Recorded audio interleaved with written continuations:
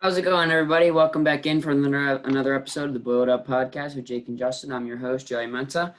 As we close in on the last few days here of the NBA restart, we've seen a lot of very good matchups this restart. As we've seen the Phoenix Suns go 7-0 as they took down the Sixers yesterday, with Devin Booker leading them along the way. He's definitely going to be in the MVP bubble conversation. He's been playing tremendous.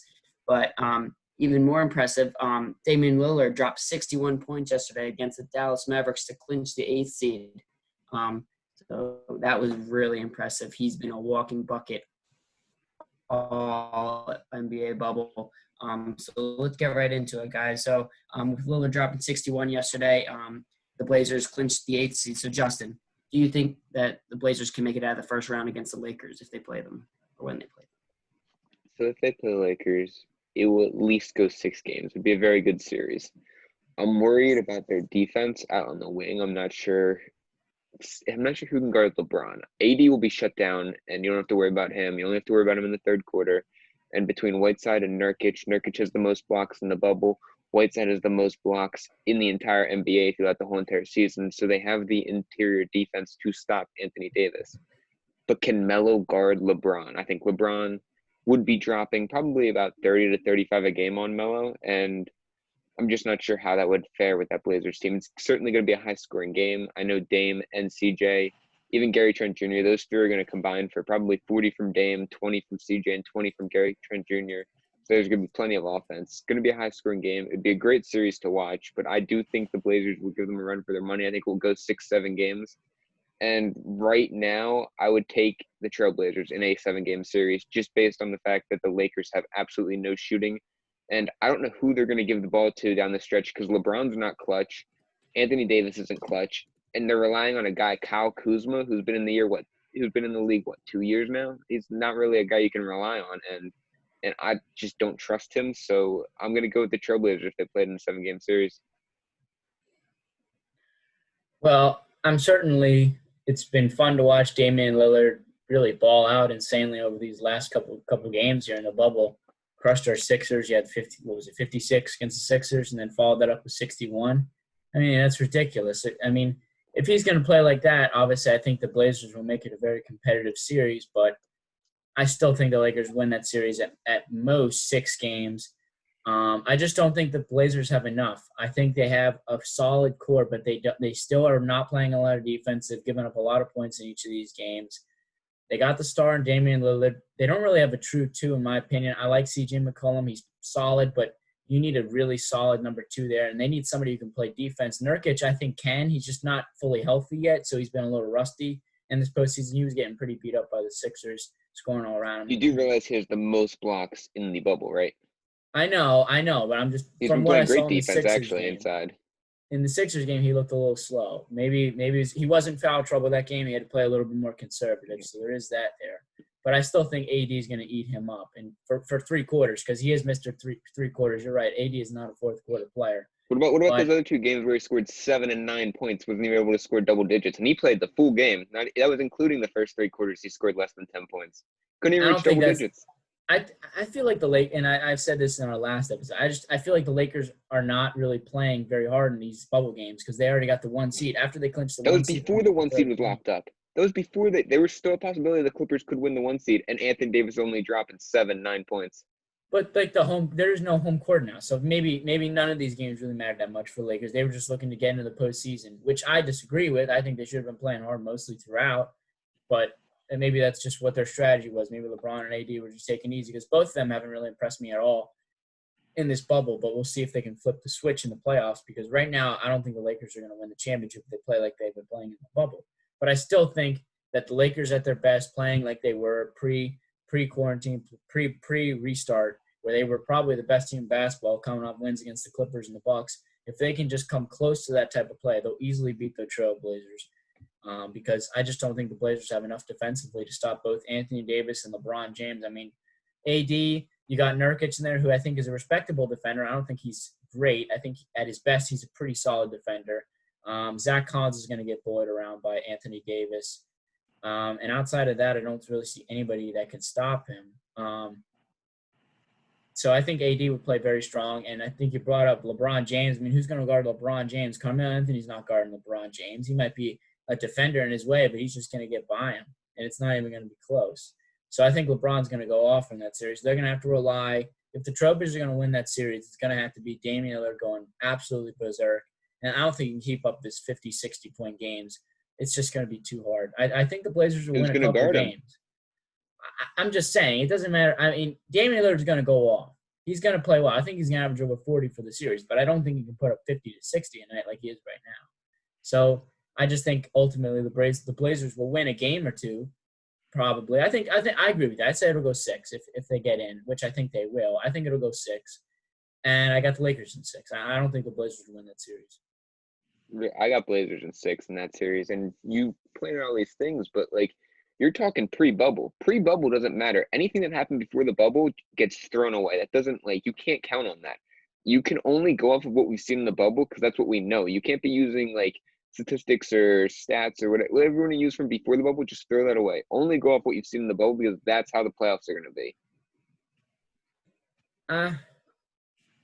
Part of me thinks that and I'm not sure if it's true, and I don't agree with it. Part of me thinks the Lakers are kind of holding back a little bit. I don't think that they're going to be as good as that team was before the bubble because they won't have Avery Bradley or Rajon Rondo, who are both going to be key contributors.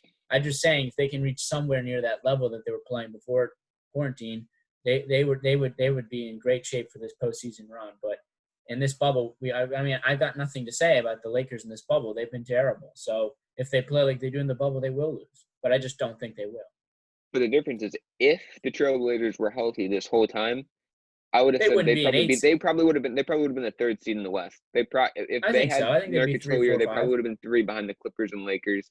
Maybe the Rockets they certainly would have been a top 5 team. So they certainly would have been a second-round matchup for the Lakers if they were healthy throughout the entire season. So it's unfortunate for the Lakers that they have to win they get the 1 seed and now they have to play an elite Blazers team, in my opinion, because I do think they are loaded, especially in that starting 5.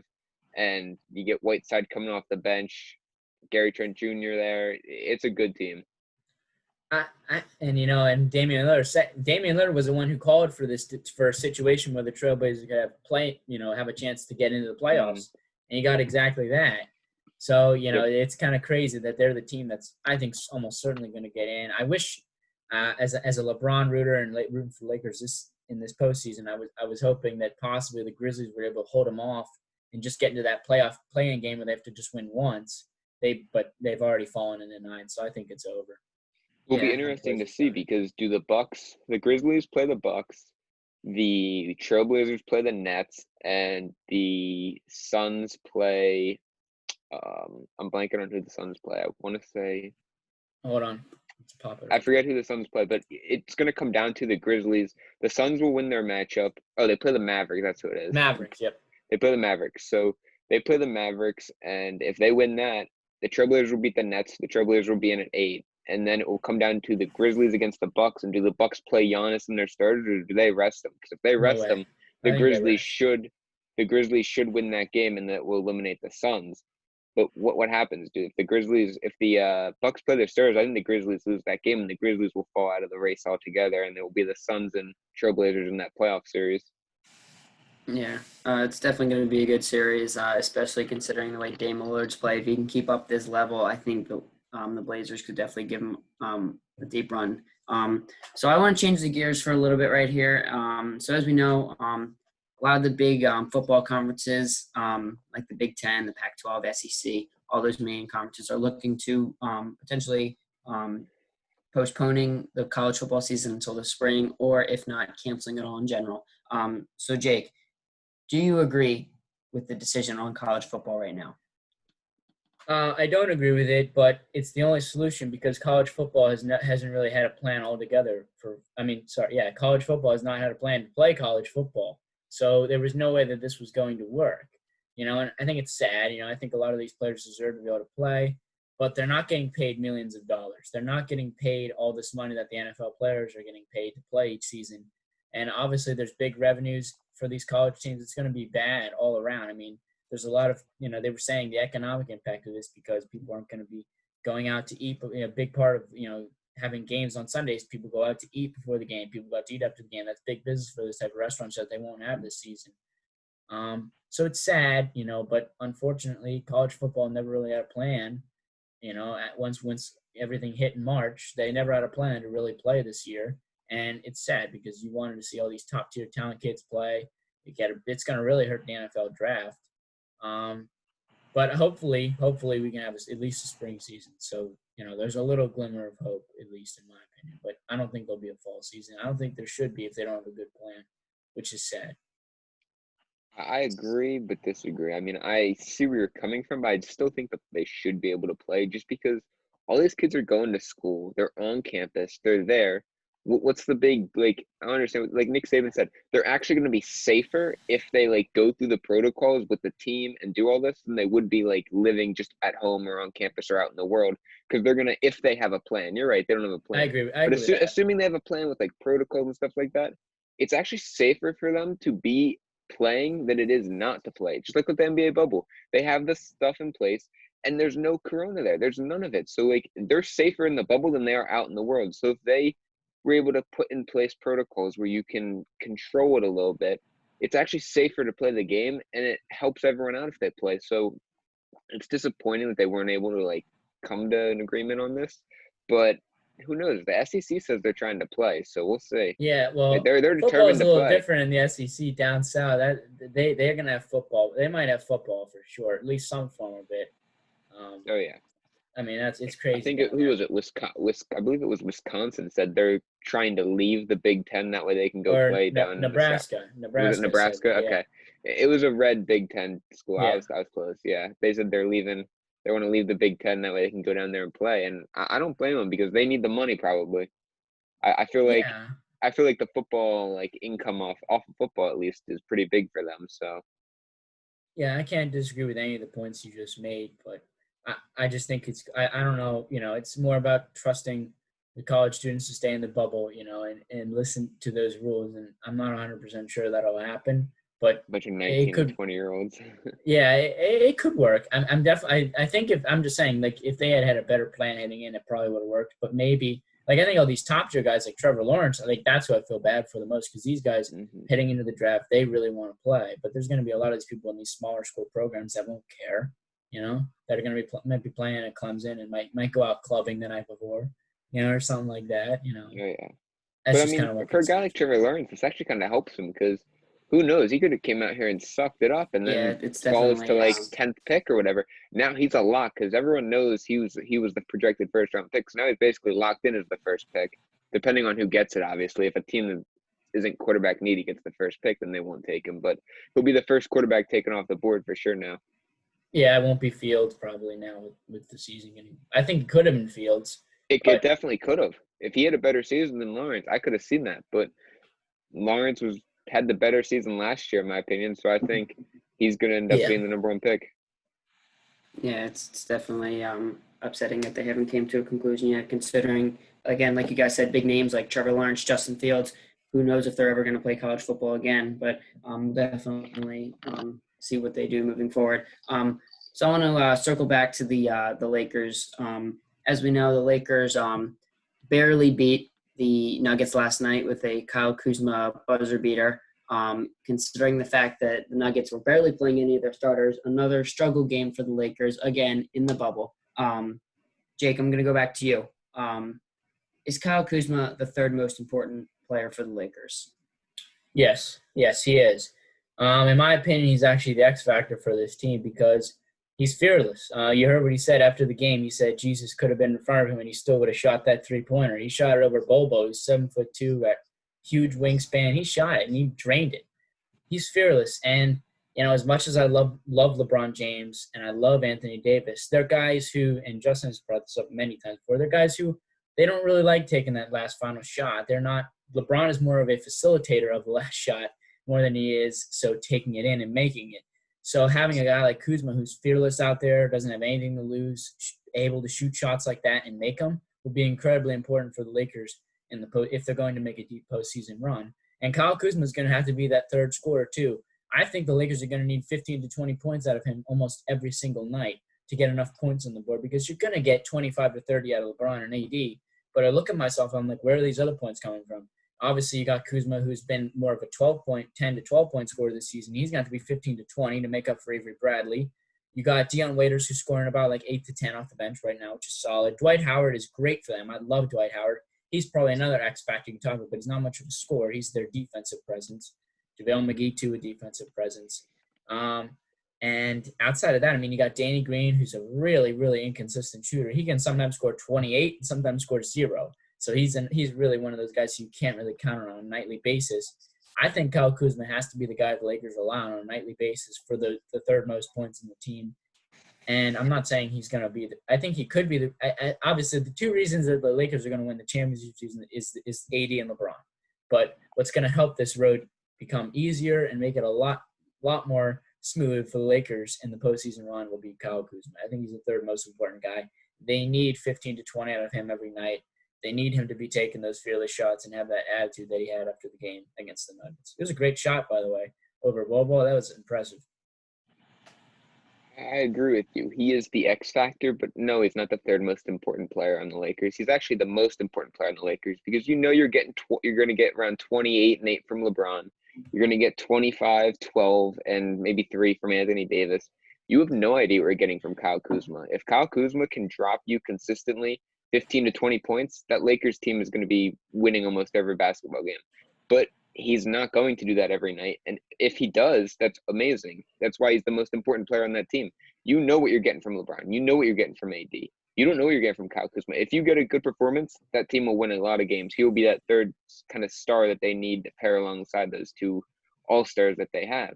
But if he isn't playing well, that team is screwed because they have no shooting. I mean, Danny Green has just been horrific the whole entire bubble, really. Yeah, he even made a three-pointer. It feels like he's bricked every single one. Last game, he was 0 for 8, I think, heading into the fourth, and then he finally made like 2 or 3 in a row. That was out of nowhere. He just got hot, final quarter. But, yeah, outside of like one quarter, he's been awful. He's been terrible. Deion Waiters is bad. J.R. Smith has been almost unplayable out there. He's awful. I don't know who else they're going to have. I mean, you were thinking J.R. Smith was the third star on this team. You said he's the big piece to the big three that they have. That was what you said. I thought he was. I was deadly wrong. Yes, at least so I far. Know what. I keep saying there's this thing called playoff JR that we saw in Cleveland. We might be able to see that this year. Playoff JR. There's no such I would just wait on JR. Playoff JR is the JR that we saw with the missing posters from looking for his jump shot when it goes missing every postseason. That's playoff JR. The JR you needed was the guy in the bubble here because that's where you would have seen him perform well. He shrinks in the spotlight. He doesn't come up big. Kyle Kuzma is a guy that's important because this shot, I don't know why, but Frank Vogel drew up the shot for Kyle Kuzma. I thought for sure he was going to go to LeBron because it's a tie game. AD. All you got to do is give LeBron – just got to give LeBron the ball, let him drive. He can pick up the foul, and he gets the shot. Although LeBron is a terrible free throw shooter for a superstar. Yeah. He can't hit free throws to save his life. So he probably would have missed one of them, but he probably would have made the second. But, gave it to Kyle Kuzma, and he hit the shot. My only issue is, does he become overconfident with that shot? Because like you said, he made all those quotes saying how confident he is. He's so confident of a player, he's going to shoot whether he's missing or hitting the shot. So he could shoot them out of many games in this postseason. That could be a big problem for the Lakers. So I don't know. I think he is going to be the most important player for the Lakers, though, because if the Lakers want to make a deep playoff run, he has to play well. LeBron and AD could be dropping 45 and 35, but if Kyle Kuzma is only giving you 3 points, they're losing the game every time. That's just how it's going to work because he is the X factor for that team. And I'm just saying this. I think if Avery Bradley had just played in this bubble, the Lakers we wouldn't really be talking about Lakers struggles. To be honest, I think we all kind of undermined how important he was to that team. I think like if you had a guy like Avery Bradley against the Blazers, Damian Lillard wouldn't. Obviously, he's still going to be Dame time, but he's not going to be putting up 50 to 60 with Avery Bradley on him. I think it's just a huge miss. I always thought Avery Bradley was the pickup of the summer for the Lakers last season, and he was. He's been great. He was great pre-quarantine. So I think, but now Kyle Kuzma had to play a little bit of that role. Obviously, Kyle Kuzma is nowhere near the defender, but picking up on the points, and you can't get – you're right. You can't get 3 points out of Kuzma and win. You just can't now. It doesn't look like you're going to get double digits out of anybody. I'm still riding on J.R. Smith. I still think he could show up come playoff time for a couple big clutch threes, maybe a 12 to 15-point game, but we'll see. he hasn't really shown anything to me in this bubble so far. In fact, they're really not even playing him, which is kind of, I don't know. I would hopefully they play him in this last game because I don't think AD and LeBron are going to play. So hopefully we get to see some JR swish out there in the next Lakers game. Yeah, I agree with you guys. He's definitely going to be the X factor, and he will be a key part for this team moving forward, especially when they have big games against the Lakers. Against the Clippers, I'm sorry, if they make it that far. So I want to continue talking about the bubble. So we've had a lot of really good players playing really well during this restart. Some guys that we haven't thought of would play at the level that they are right now. So I want to know your guys' all bubble starting five and MVP. So Justin, who would you have in a starting five all bubble and your MVP of the bubble? I'll give my five, and then I'll let Jake go, and then Jake can give his MVP, and then I'll give mine. We'll go through that like that. So for me, point guard, I think this is an obvious one. You kind of have to have Damian Lillard. I think he's been arguably the best player, at least scoring wise. I think you have to have him as your point guard. He is just on fire. He's been great, and he's been extra motivated to get his team into the playoffs. I think you have to put him there at point guard. I mean, he's averaging 37 points per game, so that's not too bad. Shooting guard, you'd have to go James Harden. I think James Harden's been playing excellent, and he's kind of carrying this not carrying the Rockets team, but he's been the leader of this team, and they're winning basketball games, and he's gotten them to the 4 seeds. That's pretty good. He's averaging 33 points. He's got 3 steals, 9 assists, 7 boards. So he's been playing very well, and I think you have to have him as your shooting guard. That's a little controversial because I think you could argue for Devin Booker there, but realistically, Harden's done more. I think Booker's been around the same scoring level as him, but Harden gives you the playmaking ability, and he's grabbing more boards. So I think you have to give it to James Harden there. Although Devin Booker certainly has played well. Next, I would have to go with the bubble sensation that nobody really expected, TJ Warren. I think he has to be your small forward. He's just been lights out. He's been scoring 31 points, dropped 51. Was it 51, 53 on my Sixers? So that was pretty good there. He's been playing well. A little turnover heavy, though. That's the only concern I have with his game. Yeah, and he struggled against the Heat. He's been turning the ball over a lot.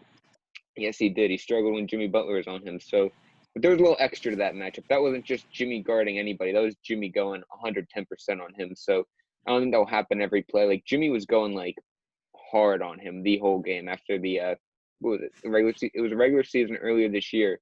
Him and Butler got into a huge fight, right? Wasn't that what happened? Yep. I believe so. So there was a little extra motivation there for Butler, and I think that's why he struggled so much. But, I would go with – for power forward, I would go with Kristaps Porzingis. He's arguably been the best Maverick, you could say, there for him. He's been lights out, playing very good defense. He's been carrying that team on the defensive end. He's dropping threes left and right, getting boards, putbacks, scoring. When Luka's not on the court, he's helping that Mavericks team do well. So I have to put him as my power forward. And then the best big man, like true center in this tournament, or bubble, I should say, has been Joel Embiid. Joel Embiid hasn't played as many games, so I get where you could kind of make a case against him. He's only started 5 games, but he's been playing lights out. 25 points, grabbing a ton of boards, and he's really been the MVP of that Sixers team, so I have to give him as my all-bubble center. Yeah, Jake, not much I can talk about on this picks. I think, in my opinion, you got to have Devin Booker in there, the way he's been playing. Devin Booker is my MVP as well, which I'll get to later. But for me, my 5 best players in this bubble right now for talking position would be Devin Booker, Damian Lillard, TJ Warren, Luka Doncic, and Jokic, Nikola Jokic. Jokic was a tough one for me at center because I think it's sort of been a weird position. I think it very well should have been Embiid, but the Sixers have kind of been 3-3 in these bubble games, and I don't know why he's gotten a lot of hate. He's played very well in these bubble games, so I think it was close. But in the one game where the Nuggets really allowed Jokic to play big minutes against the Jazz, he almost had a triple-double with 30 points. I mean, and then they didn't play him against the Lakers really as much. But in that one big game, he went off, and it kind of just showed you he's definitely the second best center in the league behind Joel Embiid, and he looks slimmer now. He looks better than he was pre-quarantine. So I really like what I'm seeing out of Jokic. I think the Nuggets are scary. I think I had to include somebody from the Nuggets who's either Porter Jr. or Ham, just because they've been playing really well in the bubble, and I think they're going to be scary come playoff time. I think they could be a sleeper. And I guess they'd be playing the Clippers in the second round. I think they could knock off the Clippers very well, to be honest. That'll be a good series when we get to that. Obviously, that's a discussion for another day. But I really like the Nuggets. They gave the Lakers a run for their money, and they were playing basically their backups, and their backups were playing really well.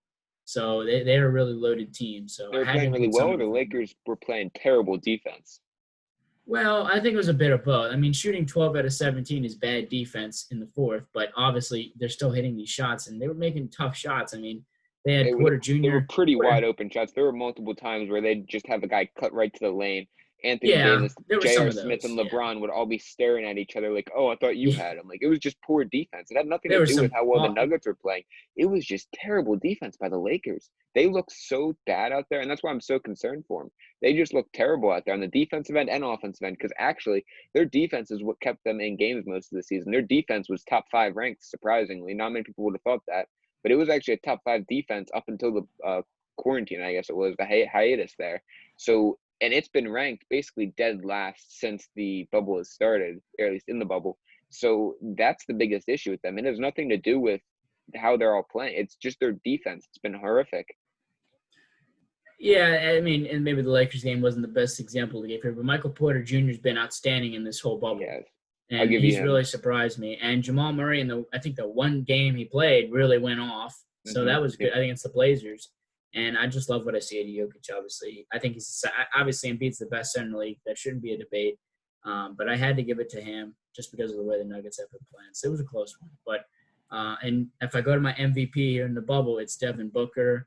First of all, it's pretty obvious. The Suns are 7-0 in this bubble. They're probably going to be 8-0. I'm not 100% sure who they're playing in the next game. What was it, the Mavericks? Yep. They have to beat the I Mavericks. think they win that game because I don't think the Mavericks really have anywhere to go in the standings. So They maybe could. they'll rest them. They could move up to 6, I believe, with Move a up to win 6. over Phoenix, and I think it's a Utah loss, I believe, would Okay. move them up to 6, and they get to play Denver in the first round. So I think Dallas would have some motivation there. Yeah. Because I'd So certainly want to that's- play Denver over yeah. Los Angeles Clippers. Definitely. But I still think, honestly, I think the way the Suns are playing right now, they're still going to win that game. That'll be a good game, actually, if they play both. So that'll be a game that could be up for toss. But for the 7-0 Suns, they're fighting to get a shot at the playoffs. You know, the Mavericks are fighting for seeding. Maybe the Suns will come with a little more energy. They've had the most energy out of any team in this bubble. They're so young, and they've really just caught everybody by surprise. I mean, they're the talk of the bubble. You know, being 7-0, coming out of nowhere. I mean, they were 24-39, I think, heading into the bubble, and now they're 31-39 with these 7 games. I mean, it's out of nowhere. You know, they were invited to the bubble, and people were making jokes. You know, they were like, "Oh, well, they shouldn't be here. Like, why were they invited?" You know, like, you know, they were talking about the Suns, who, you know, people were seeing them, and they were like, "Oh, why are they here?" You know, and I think a lot of people were like, "Why are they here?" The East only had 9 teams in it. The West had all the 13 teams in it. I think it was something like that. It was kind of crazy. I think the Suns were the last team to get in, and now they're possibly going to get that postseason spot. So I think it's amazing. Obviously, it's not just been Devin Booker. It's been Ayton. It's been these guys. Bridges, too. He's been playing really well. I like him a lot. Sixers gave him up. I think this is the Bridges we gave up. I know there's 2 of them in the NBA right now. Yeah, they gave him up. Yeah. And also Rubio, he's been solid at point guard for them. He's been facilitating that offense very well. So I think the Suns will make a lot of noise in the NFL playoffs. So if they can get in, and I think they're going to win that game against the Mavericks, to be honest. I think it'll be close, but I think they're going to get in. I think they're going to get into that playoff scenario with the Trailblazers. Winning 2 games, I guess I'm calling the play-in game the playoffs, so I guess I could call them getting into that sort of wild card format play-in. I think they can win a game against the Trailblazers. I don't think they're going to win 2. It's going to be just too hard. But it's tough to it's win unbelievable back-to-back games because you have to win back. Like, it's one thing if it was like a 5-game series and you have to win 2 or something. Like, you have to win 2. But you have to win back-to-back games against the same team, and that's always tough to do. But I think in terms of the bubble games, I guess if we're going these bubble and then playoff, it's easily the Suns have been the best team, and Booker's been on that team. Yeah, I don't necessarily disagree with the pick. I like Booker. I think you could argue he's been the best player. But if they don't make the playoffs, I think you have to give, or at least make the 9th seed to get in. I think you have to give it to Damian Lillard. I mean, Damian Lillard has outscored him. He's averaging 8 more points per game. He's averaging less turnovers. He's averaging let's see, 7 more assists. He's averaging the same amount of rebounds. He's shooting better from the field, much better from three. So you just have to give it to Damian Lillard. He's been a better all-around player, and he got his team into the postseason, unlike Devin Booker possibly. Even though Booker had a harder time to get in, Booker really, if they don't beat the Mavericks, they're not getting in. So I don't know if you can necessarily put him there just because he didn't get in. I think you'd have to give it to Damian Lillard because he's played just as good, definitely just as good, possibly even better. Like, I think he's played better. And he got his It's team up for into the playoffs. debate. So I know it's definitely up for debate. I think they're pretty close, but I would give the edge to Damian Lillard just because he's scored more points and he's been more efficient and he has more assists. So I think he has more control over that team than Devin Booker does. I think Booker kind of gives up the offensive role to like guys like Rubio and Ayton a lot more than Damian Lillard does. I think Lillard kind of facilitates and creates for others, and Booker doesn't really do that. Booker's just more of a scorer. So I think Lillard's more involved on his team. I think Lillard does a little more. And I think just Lillard's scoring more points and he's getting more assists. I think he's more involved in that offense. I think that's why he has to be the MVP of the bubble. And he got his team into the postseason, and Booker may not have. We'll wait and see on that. Well, I think that may be the deciding factor in it. If Booker doesn't get in, I think so too. I was just going to say. I think it's a lock on Dame Lillard if Booker doesn't get in. I think T.J. Warren probably would have been my MVP pick if he didn't play so lousy against the Miami Heat yesterday. Oh, that was pathetic, but I think he's still shooting. Booker's shooting, I want to say, 53% from 3-point range. That's incredible. That's and it's not like he's only taken like 4 3-pointers. See the one he hit? That was like he pulled it up from like half court, drained it. That was amazing. Yeah, I mean, Damian Lillard too. He hit one yesterday that almost went all the way up to the ceiling and it bounced in. So both these guys have been balling out. I mean, I'm right with you. I think if there's two guys that are going to be the MVP, it's either Lillard or it's either Booker. I think they both got great resumes to win the MVP. So I think it's got to be one of those two. But I think you got to have Booker in that starting five. I think he's deserving of being the starting five. I think that's the only thing I would debate with you on that topic. See, Booker's been good enough to win his team's games, but so is Harden. I mean, and Harden sat out the game against the Spurs, who are a good team and have been winning basketball games in the bubble.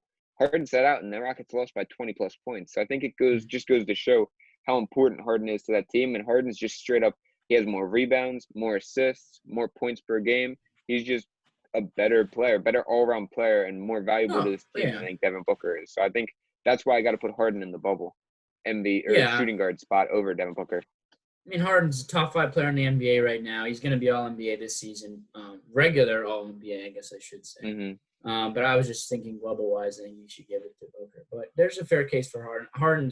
You could argue a lot of things for Harden. I think Harden's vastly underrated, so maybe he'll get this nod as well as the All-NBA. He certainly is. We'll see. Mm-hmm. Yeah, a lot of really good picks there, guys. Definitely agree with pretty much everything you guys said there. All those guys have all played tremendous and really haven't expected a lot of this from these guys. So just 2 quick topics before we end the show today. So we're going to talk about the MLB.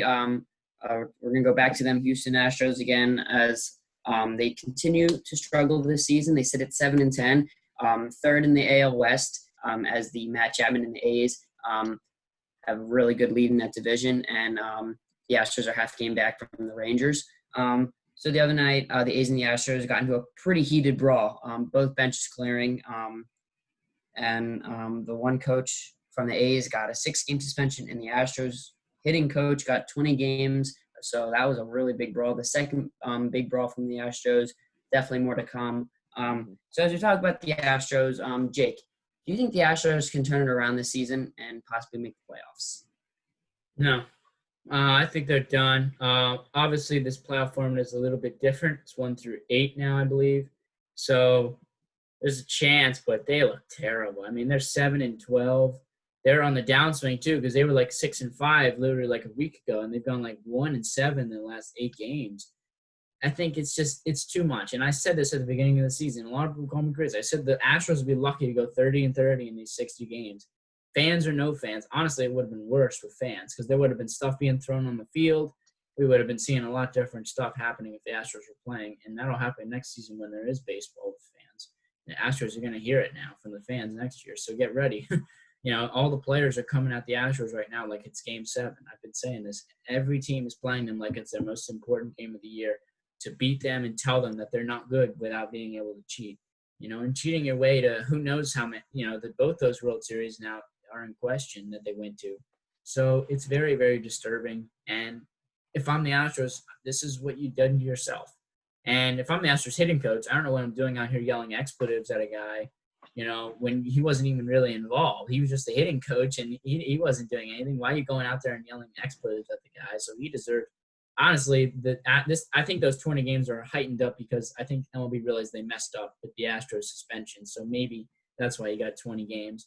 I don't think Lorano should have got any. I think he had like 3 pitches thrown at him in the whole game. So, of course, he's going to be pissed off. He should be able to charge the mound. So 6 games is a little too much. There maybe 1 or 2. But, But back to that question, I don't think the Astros are doing anything this season. I think they're doomed. I think the Astros are done. I think the Astros are just it's just too hard to come back from what they've done. They're not the New England Patriots. They're not going to survive a deflate gate type scenario. Yeah, so for the fight, Lorano got thrown at 3 straight times. I believe it was 3 straight at bats he got thrown at. Yeah, 3 straight at bats. And he finally got hit in the 3rd at bat, and he was walking down the first base line, and the Astros hitting coach said something about it, or Lorano yelled over at him like, "Stop throwing at me," and the hitting coach responded like, "Go whatever, go." Yeah, something about your mom or something. It was something like that. It mentioned his mom, and that's what got him really mad, and he's just charged from there. Now, clearly the Astros hitting coach was the one bringing it on, so he deserves every game he gets. He should be, in my opinion, almost suspended the whole season just because he knows what's going on with the Astros and what position they're in, and he should know better than to be attacking like that and to stop throwing at the guy. It just was uncalled for, so that's understandable. And I don't think Lorano is getting suspended for his actions in the brawl, like for charging, or he is getting suspended for that, but I think it's more so the fact that he broke protocol and brought in, like, they're not able to social distance when they're fighting. Yep. So I think that's more the reason for the suspension rather than what actually happened. I think it was just him breaking protocol, and that's why he has to get suspended. So I think it will be reduced to probably 4 games. It was a 6 game.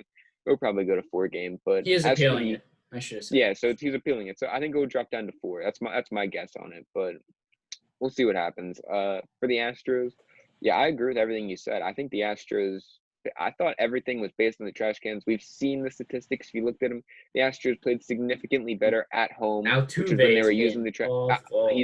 Altuve's been bad. Bregman's been bad. Springer's been bad. Correa's been bad. That whole Astros hitting lineup has been bad, and it just goes to show what the trash cans were doing. Because if you go back and look at their home road splits, you saw like Altuve was batting, I think it was close to 400 at home when he was playing there, and when he went on the road against the Yankees, he was batting under 100. The difference in his stats, you don't just go from batting 400 to under 100 in a day. Like, that just doesn't happen. You are either that good of a player that you can hit 400, or you're just not that good. And it's clearly he's just an average player. He was a good player before, but he was nothing special. And then he just kind of took an extra step. And obviously for a guy his size, I think he just doesn't have, when you know what pitch is coming, it's so much easier to get behind it and just know. And clearly he was, because for a small guy like him, he should not be hitting that many homers unless he's on roids or something. Like, it was pretty obvious, in my opinion, that something was happening, because a guy his size should not be hitting that many homers. And honestly, I think they should give Judge his MVP, because they should take it away from Altuve and give it to Judge, because Judge deserved it that year. He did deserve it. I thought he deserved it regardless of the trash cans. Oh, so do I. So I agree with you on that. He might be winning it this year too. Oh yeah, he may be. But yeah, the Astros just stink. They're just not a good baseball team. They were never that great, especially without Verlander. They don't really have a deep pitching staff, or at least not really an elite pitching staff anymore. And I think they relied on that a lot last year too. Whenever their offense was off, when they were on a road game, they really relied on their pitching staff. So yeah, I just don't think they're that good. I don't think actually. I do think they will make the playoffs just because they added the extra seedings. I think that's up to 8 teams now. So I think they will make the playoffs, because the AL is extremely weak. I mean, in their division, you got the Angels and Athletics. I think they'll finish 3rd behind them. In the AL Central, you really don't got anything. You got the Twins and the Twins and Indians. I think they'll easily take care of that. Yeah, and for sure. And that's the 2 playoff teams from there. And then the AL East, I think it will be the Rays, and I think it will be the Yankees. So then you still get 2 wild card teams after that. I think it will probably be the Astros and maybe the White Sox is the other wild card team. I just don't think the AL is that deep. So I think they do sneak into the playoffs, but it'll be tight. I think it will be really close. And if they were back to the normal format, there was no way they'd be even sniffing the playoffs. Yeah. I mean, they're going to have to improve a lot from 7. You can't go under 500 and make that 18 playoff regardless. So they're going to have to improve a lot. And there's not a lot of games. That's what people aren't realizing. They're almost 20. You know, the Astros are 7-12. They're almost a third of the way. And they're basically a third of the way through the season, which is shocking. We wouldn't say that before, you know? Yeah, I agree with you guys. I mean, the Astros' big three have been absolutely horrendous. Altuve is not even hitting over 200, which is that's a joke. I mean, I would never have expected that at all. I mean, I expected him to decline, but not hit underneath 200. But I can also see them maybe squeaking in because of the expansion of the playoffs.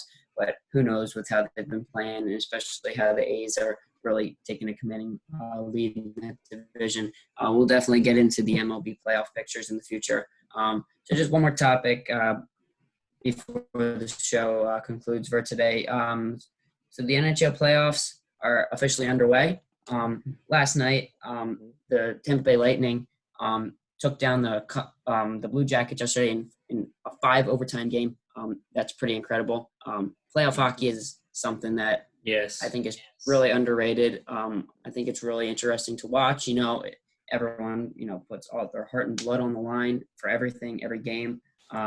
But tonight, the Philadelphia Flyers take on the Canadiens in Game 1. So last topic for the day, Justin, do you think the Flyers could be Stanley Cup favorites? So, yeah, they're currently the 1 seed, and based on my opinion, I think they should be the favorites just because they are at a situation where once you're in the bubble, I think you got to look at the bubble only. And when you look at the bubble, the Flyers have been the best hockey team. So when you're going off of that, I think the Flyers should be favorites just because they are the best hockey team in the bubble. If you're going off full season, I wouldn't mark them down as the favorites. But because you were going off of hockey in the bubble and they've been excellent in the bubble, I think you have to make the Flyers the favorites. I mean, they have one of the best goaltenders in hockey, and he's up and coming and young, and Carter Hart. I love him. He's very good. They got all these young guys. You got Provorov, Konechny, Sanheim, Sean Couturier. You got all these young guys who are fearless. They just go out there, skate, and put it all on the line. They're aggressive. They're chirpy. You got the finesse guys like a Voracek and a Giroux. You got the fighter. Like, they just have everything. There's nothing they don't have. They have leadership. You've seen the depth with this team too. In the round robin tournament that they played to get the 1 seed in the East, everyone scored. They had multiple people scoring multiple goals. So it wasn't like one guy was carrying their team like you see with some of these other hockey clubs. It was multiple guys on that team scoring multiple goals. That was just impressive to see. I think they're deep. They're young. They got leadership as well. So, and they got a goalie. And when you have a hot goalie in hockey, you're a pretty hard team to beat. Right, yeah, you're a hard team to beat when you have a good goalie. So I would say the Flyers are the favorites. Yeah, I definitely think that the Flyers have a great chance of winning. The only thing that is crazy is playoff hockey is crazy. I mean, I think it was 3 years ago where the Penguins were in the final against the Lightning, who were like the 8th seed. Mm-hmm. So there's some crazy stuff that can happen in Stanley Cup playoff hockey. It's why it's so good. I mean, I'm not a big hockey guy, but I always watch playoff hockey because it's, you know, guys are just beating the crap out of each other. It's so intense and crazy stuff happens. And I think this is going to be even crazier because there's not going to be fans. So I think it'd be great to see the Flyers win, but I think it's just going to be a really interesting playoff in general. I think there could be surprises, that's for sure. But obviously, I think in terms of being the favorites, the way the Flyers have been playing, they should probably be the favorites. I agree with that. What do you think of the 5 overtime game? I mean, they played 5 That was a crazy game, which is 20 minutes each. So they basically played 8 periods total. It was the 4th longest hockey game ever? Yeah, it was 4th longest ever. It was a couple hours short of being the 3rd, the longest modern day, because the first 2 are back from 1930, and the 3rd is actually a Flyers-Penguins game from 2000, and then this one would be 4th. So it's pretty incredible. Although, if you're a fan watching those games, would you just rather them eventually say, let's go to a shootout, or did you like that it went 5 overtimes? Because me personally, I like that it went 5 overtimes. I want to play till I see a goal. I don't like the shootout. To be honest, I didn't actually watch the game. I watched the highlights this morning, so the 5 overtimes didn't feel as long as obviously watching it live. It was more just all the key plays from the overtimes. But yeah, I like the 5 overtime format because you're on more of the edge of your seat, I think, for 5 overtimes. There's more intensity. Every minute counts. Whereas in a shootout, it's like, well, it could end here. It probably could end here. So it's like there's more length to it. Maybe eventually you start to be like, okay, let's go to a shootout. But I thought it was cool to see 5 overtimes. It's something you don't see every day, that's for sure. So it was cool. Yeah, definitely. Yeah, that was an insane game to watch. And it's also pretty incredible what the Flyers have been doing. They come in here, they beat probably the best 3 teams in the NHL, the Bruins, the Caps, and the Lightning. Those 3 guys, beat all of them and get the 1 seed. And now they're looking like they could win the Stanley Cup. Sadly, probably won't be a parade if we do, which would suck. But we'll see. There'll be people in Philadelphia going out. There will be, if the Flyers win, there will certainly be a parade. It may not. It will not be maybe an official parade. Yeah, it won't be an official team sponsored parade. But there, trust me, those Philadelphia fans will have a parade. You'll see fire in Philly. Yeah, Philly fans will do something of their own. They'll probably start hanging off flagpoles or something crazy. Yeah. What Philly fans always do. But that's going to conclude the episode for today. Thanks everyone for tuning in. So make sure you follow the show on our social media page on Instagram at the Blow It Up Podcast, and make sure you like and subscribe and comment on our YouTube channel as we post there every time a new episode is finished. And thanks for tuning in, everyone, and have a good one.